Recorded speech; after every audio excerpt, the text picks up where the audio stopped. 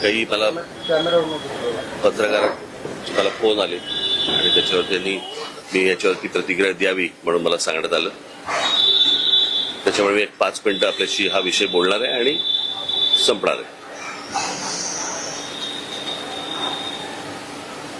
खरं तर आता मला प्रेस घेणं किंवा आता काही बोलणं, कारण माझ्या मुलाखती झालेल्या आहेत, सभा झालेल्या आहेत, भाषणं झालेली आहेत, त्याच्यामधनं अनेक गोष्टी मी बोललेलो आहे.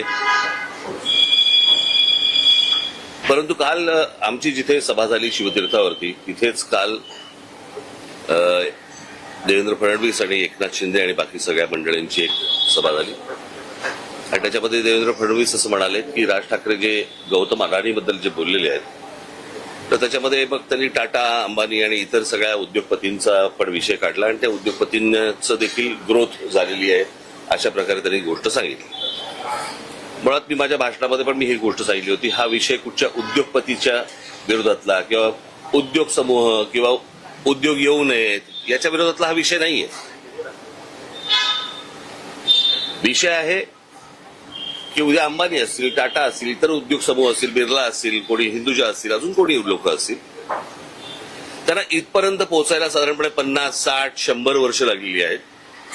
पण ह्यांच्याही पलीकडे एक माणूस जातो आणि तो 10 वर्षातच फक्त मोठा होतो. माझा विषय तिकडे आहे.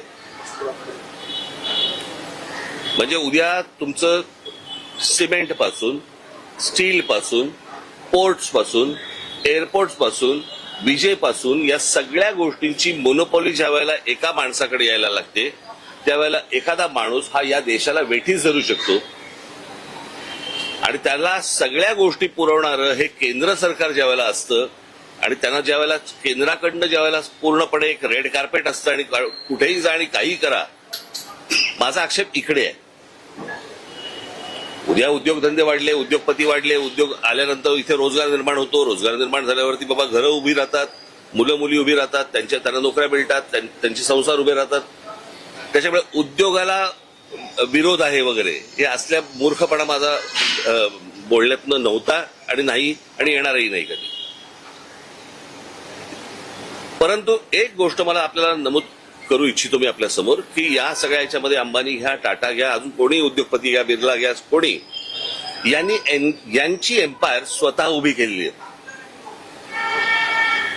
यांनी यांचे उद्योग स्वतः उभे केलेले आहेत. म्हणजे आज जर समजा तुम्ही विमानतळ ही एक जर समजा गोष्ट बघितली तर 7 का 8 विमानतळं आज गौतम अडाणींना देण्यात आलेली आहेत केंद्र सरकारकडनं आणि त्यातलं फक्त एक नवी मुंबईचं विमानतळ सोडलं तर एकही विमानतळ हे गौतम अडाणींनी बांधलेलं नाही. ही दुसऱ्यांनी बांधलेली, दुसरे चालवत असलेली किंवा केंद्र सरकारच्या हातात असलेली ही सगळी विमानतळं आहेत. त्याच्यामुळे एक विमानतळ सोडलं तर दुसरं कोणतंही विमानतळ हे गौतम अडाणीने उभं केलेलं नाही. पोर्ट्स याच्यामध्ये एक मुंद्रा पोर्ट सोडलं तर जेवढी पोर्ट्स आता त्या गौतम अडाणींच्या हातामध्ये आता आहेत त्यातलं एकही पोर्ट हे गौतम अडाणींनी स्वतःहून उभं केलेलं पोर्ट नाही. ही दुसऱ्यांची पोर्ट्स होती, त्यांना गन पॉइंट वरती आणून त्यांच्याकडनं ही संपूर्णपणे पोर्ट्स विकत घेतलेली आहेत.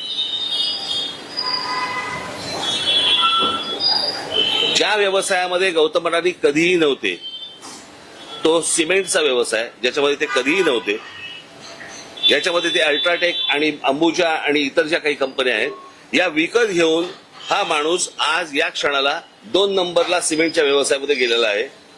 आज बिर्ला 1 नंबरला आहे, 2 नंबरला हा. गेल्या 10 वर्षामध्ये एक माणूस सिमेंटच्या व्यवसायामध्ये 2 नंबरला जातो, दुसऱ्यांचे व्यवसाय हेचून, दुसऱ्यांचे व्यवसाय हातामध्ये घेऊन. पॉवरचं पण तसंच आहे, स्टीलचं पण तसंच आहे, अनेक उद्योग तसे आहेत. सो मला फक्त मुख्यमंत्र्यांना सांगायचंय की हा विषय हा कोणाच्या ग्रोथचा नाहीये. ग्रोथ कशी होतीये, स्वतः उद्योगपतीची वाढ कशी होतीये तर ती वाढ मला असं वाटतं समजून घेणं हे गरजेचं आहे. देशातल्या प्रत्येक नागरिकाने समजून घेणं गरजेचं आहे. उद्या हा एकच माणूस या देशाला वेठीस धरू शकतो. याचं उत्तम उदाहरण जर समजा आता आपल्याला बघायचं असेल तर जे या देशामध्ये आता इंडिगोने केलं, संपूर्ण सगळा देश अख्खा स्टँड स्टीलवरती आणला आणि सगळी विमानतळं ज्यावेळेला आज बंद झाली, 65% आज हवाई वाहतूक ही एकट्या इंडिगोकडे देण्यात आली आणि त्याच्यातनं एका एअरलाईनने व्यवसाय बंद केल्यानंतर किंवा ठप्प केल्यानंतर देशाचे काय हाल होतात हे आपण पाहिले. मला असं वाटतं हा धोका सर्वाधिक आहे आणि तो धोका मला असं वाटतं मुख्यमंत्र्यांनी समजून घेणं गरजेचं आहे किंवा त्यांना समजणं गरजेचं आहे किंवा अर्थात समजलं असेल पण ते आता सांगतील तरी कोणाला. तर ही गोष्ट प्रामुख्याने मला असं वाटतं की लोकांसमोर जाणं गरजेचं होतं आणि हे उद्योग उभे करत असताना गौतम अदानींना अर्थसहाय्य कुठून झालं, कोणकोणत्या बँकांना आणि कोणकोणत्या इतर इन्स्टिट्यूशन्सना यांना अर्थसहाय्य करायला लावलं. उद्या जर अशा प्रकारचं जर उद्या गोष्टी कोलॅप्स झाल्या तर नोकऱ्या जातील, देश बर्बाद होईल आणि हा एक दिवस देश ठप्प होईल. माझा सांगण्याचा उद्देश हाच होता आणि एक ते टूल वापरून ज्यावेळेला महाराष्ट्रामधली शहरं ज्यावेळेला काबीज करायला ज्यावेळेला तुम्ही जाता तो धोका मला असं वाटतं महाराष्ट्रासाठी खूप मोठा आहे. त्यावरतीचं माझं भाष्य होतं, हे मला तुम्हाला फक्त सांगायचं. ठीक आहे, धन्यवाद. काय कारण वाटतं धन्यवाद.